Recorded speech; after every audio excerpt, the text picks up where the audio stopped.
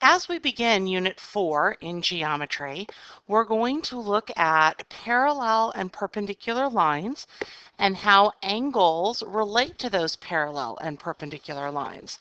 So the introductory lesson contains a lot of vocabulary, some of which you have seen before, but there's a lot of note cards for you to make. So how do lines and angles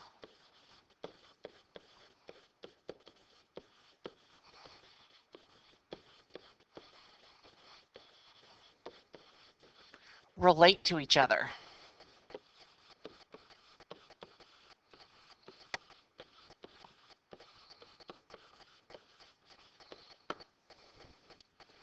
Okay, so our first vocabulary word is parallel lines.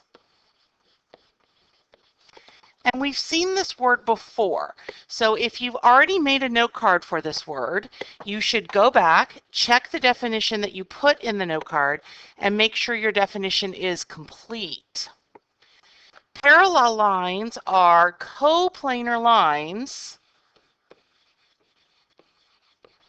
that do not intersect.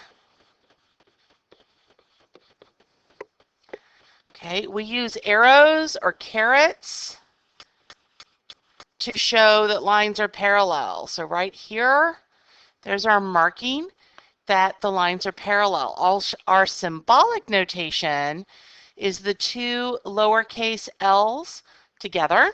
So if I was going to write this particular example, I would say line AB is parallel to line CD. Take a minute and remember your notation from Unit 1 about lines. You have to have two capital letters with a little baby line symbol on top, or you have to have a lowercase cursive letter and the word line. Perpendicular lines.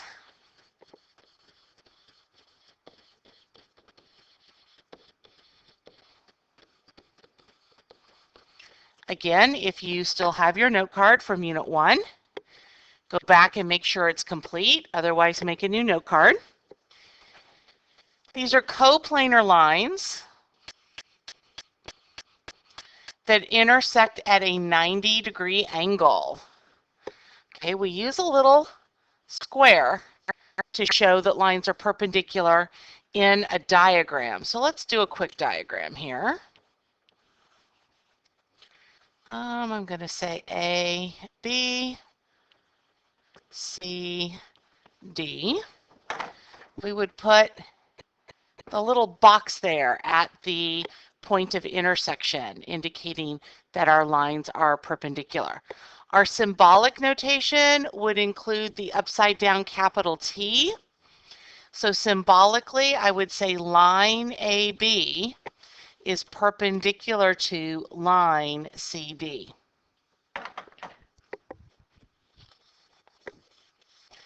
Next up, skew lines.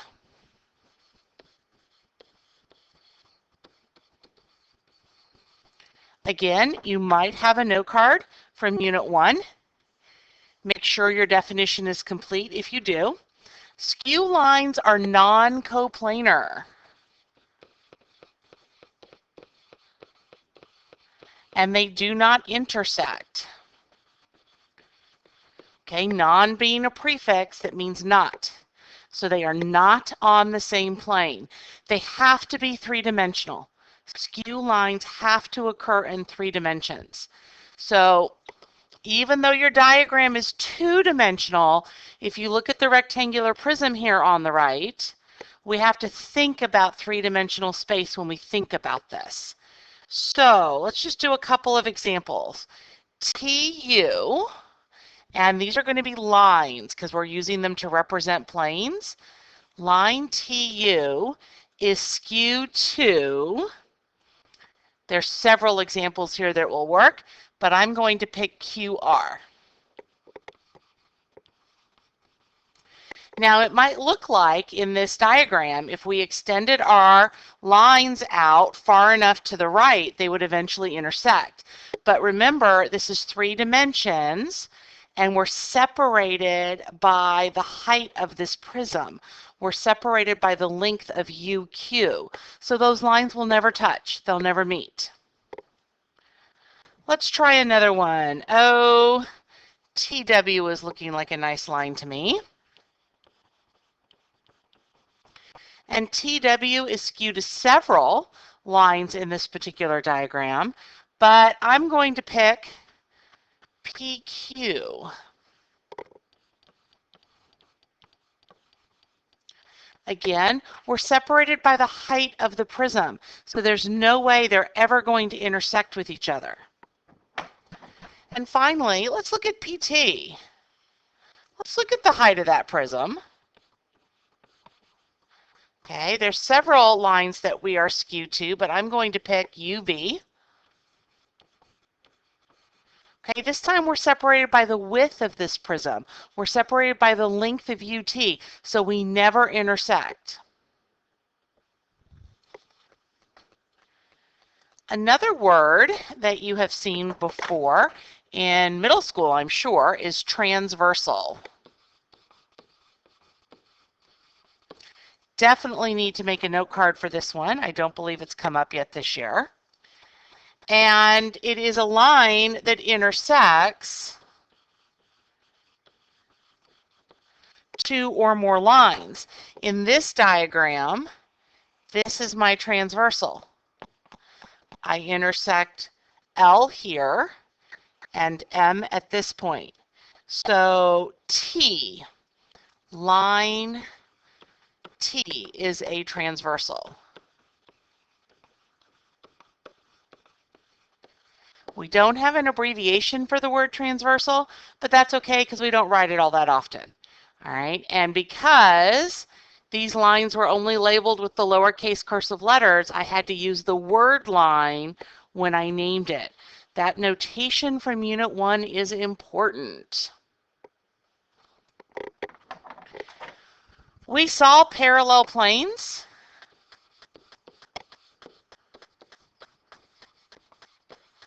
Back in Unit 1. So again, dig out that note card, make sure that your definition is complete, or make a new one. But parallel planes are planes that do not intersect. If you look at our example here, they're often kind of drawn in a stacked manner. Okay, you can think about parallel planes as the floor being one plane and the ceiling being another plane in the classroom, or the front of the room representing a plane and the back of the room representing a plane. Symbolically, we still use the parallel symbol, the two lowercase l's. So for this example, I would have to say plane J parallel to, running out of room here, plane K.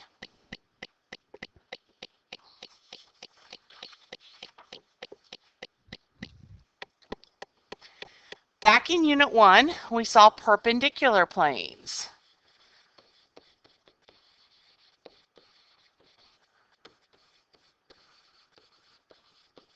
You can dig out that note card, or you can make a new one. Up to you. But these are planes that intersect at a 90-degree angle. We're still using the upside down capital T as our notation. Okay, so a couple of examples here. Plane, oh, let's see. Let's take this front one. Plane PQU is perpendicular to plane, how about the bottom? PQR. All right, this is a rectangular prism. So all of the intersections are 90 degrees in a rectangular prism. I could have taken the front and the top, or the front and the right, or the front and the left. Remember, when you name planes, you need 3 points on the plane that are not collinear unless the planes are named with those capital cursive letters. All that notation from Unit 1, So important. It's really important to note, this is a great true-false question, a great are you paying attention question, but planes cannot be skew. And that's because planes are infinite in two directions. Okay, so at some point, all planes will intersect with each other unless they're parallel. So let's try a couple here. Go ahead and pause your video and try numbers 1 through 4. All right, take a look here at how you did. I had a hard time fitting things on the line with my big handwriting. Number 2, you could have also done, let's see, I did the bottom and the top, the left and the right. You could have also done the front and the back, plane ABF and plane DCG. All right, the next example is a little more challenging. This is a pentagonal prism. So our bases are pentagons, which means that angle NML is not a right angle. But where MR intersects with ML, we do have a right angle because all of the sides are rectangles. Take a minute, pause your video, try 5 through 9. All right, check your work.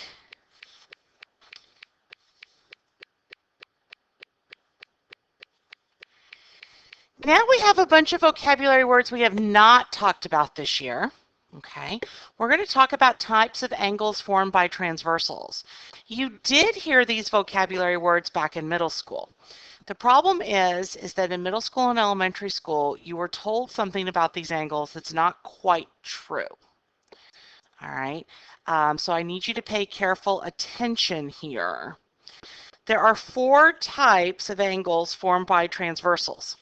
You already have 2 types of angle pairs that show up a lot. Linear pairs, for example, angles 1 and 2 in the diagram here, and vertical angles.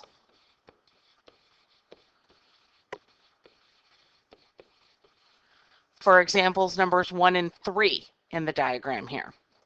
But we're going to talk about corresponding angles.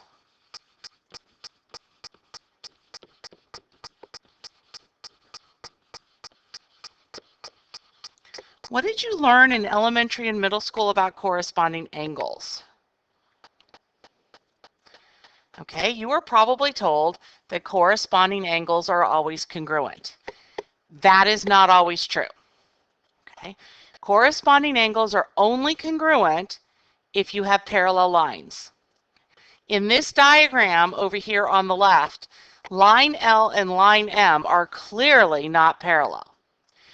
But we still have corresponding angles, angles that are on the same side of the transversal and in the same position in comparison to the other lines. So one of the things I like to do is I like to use a marker and actually go over my transversal in another color. Okay, it just helps me focus in on what I'm looking at. So let's look for some corresponding angles here. Angle 1 is on top of line L and to the left.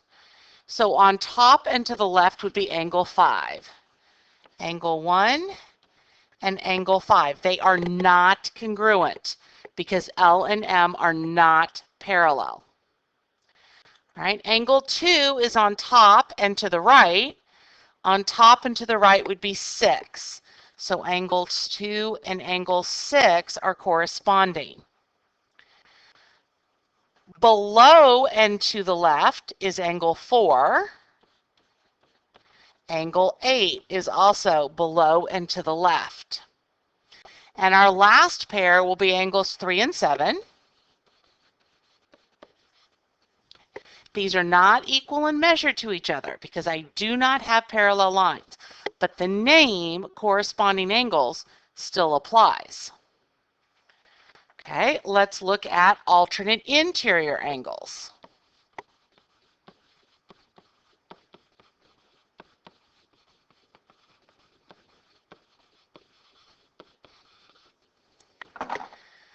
So, what did you learn in elementary and middle school about alternate interior angles that is not quite true? And what you learned in elementary school that is not quite true is that these angles are congruent. Nope. Alternate interior angles are congruent if and only if you have parallel lines. Okay, so be careful. All right. These are interior or inside angles, and they are not adjacent.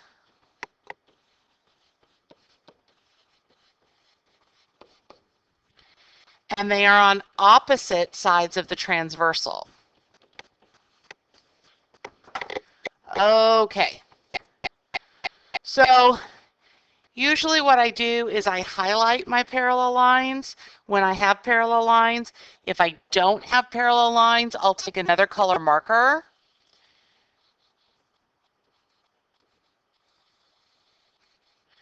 This is inside. Okay, so examples 4 and 6. They're on opposite sides of that red transversal. One's to the left, one's to the right. Okay. Also, we have 3 and 5.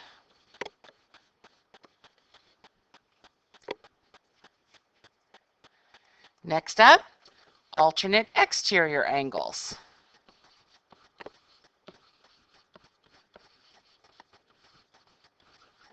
So what did you learn in elementary and middle school that I'm going to tell you is not quite right? You learned they're congruent, but that's true only if lines are parallel. So, can't fool you guys. Okay, so these are exterior angles, and this is the exterior here. Outside. Exterior. Right? So exterior angles that are non-adjacent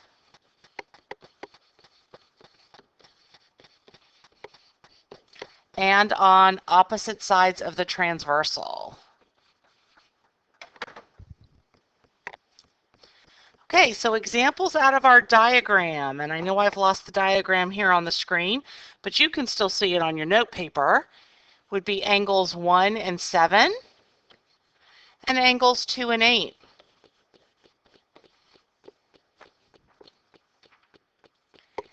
Next up, consecutive interior angles.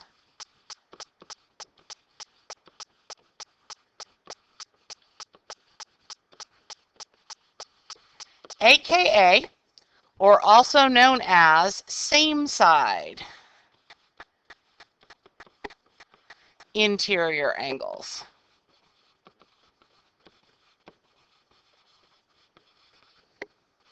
I have seen both of these words used on the SOL.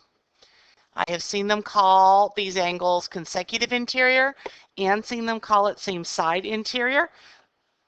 I think it's a matter of which one you're taught. I personally learned consecutive interior. That's what I tend to fall back on. Okay, but you do have to know both vocabulary words because both are used on the SOL. So consecutive interior are interior angles or inside angles that are on the same side of the transversal.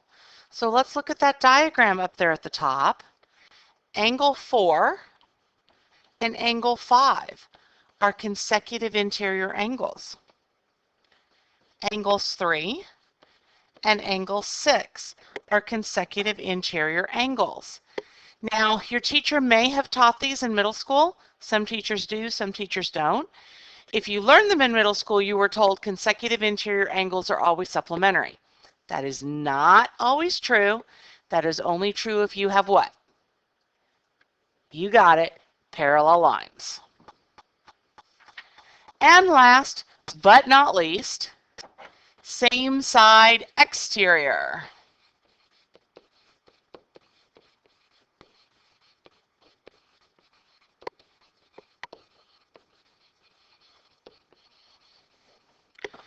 Okay, so I brought the diagram over from the other page to help me out.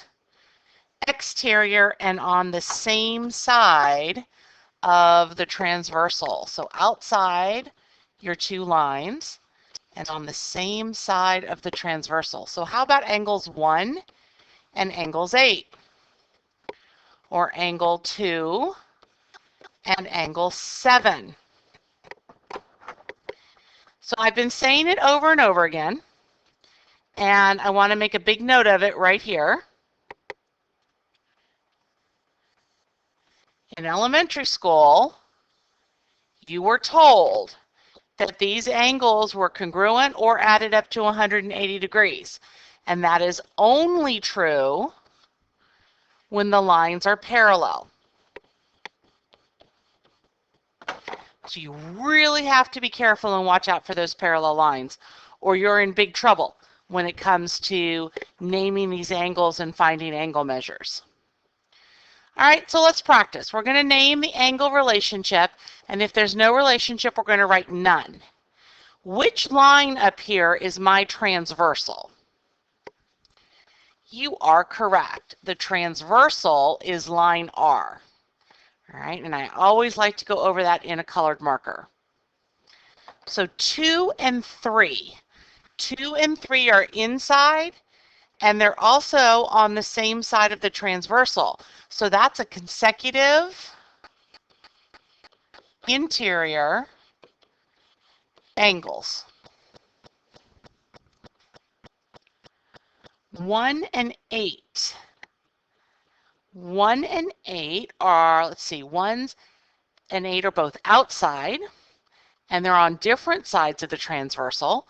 So alternate exterior angles. All right, I want you to pause the video and try numbers 3 through 9 on your own. Come back to check in just a minute. Okay, so check your work here. Hopefully you notice I snuck in linear pair from all the way back in Unit 1 for number 4.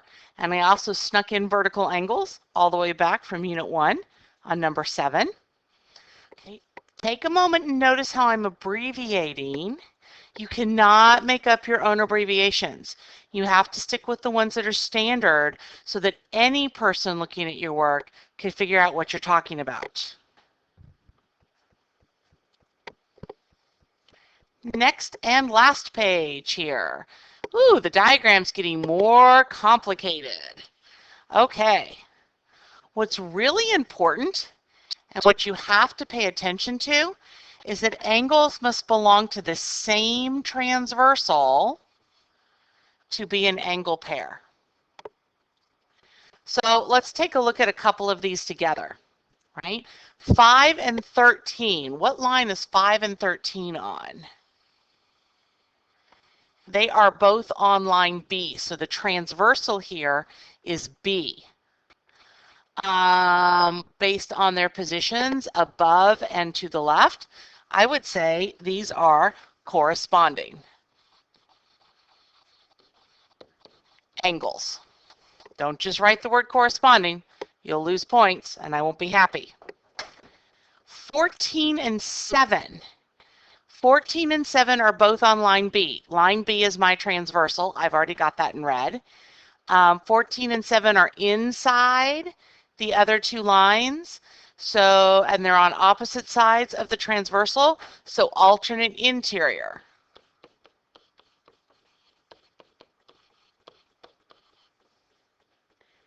Six and 3.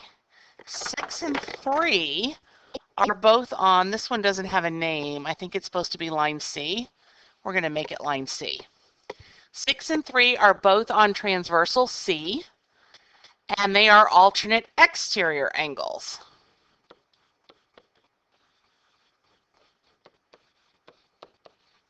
Okay, I want you to pause the video. I want you to keep going and come back and check your work in a minute. Okay, check your work. Notice I pulled in vertical and linear pair again, reviewing those angle pairs from Unit 1. Notice numbers 18 and 19, there was no relationship there. There was no line that both of those angles were on. The colors really help you to see that. Angle 6 is on the red and the green line, but angle 11 is on blue and purple. There's no relationship between those. All right, I want you to write your summary. Be sure in your summary you include a warning about what you learned in elementary and middle school that is not always true.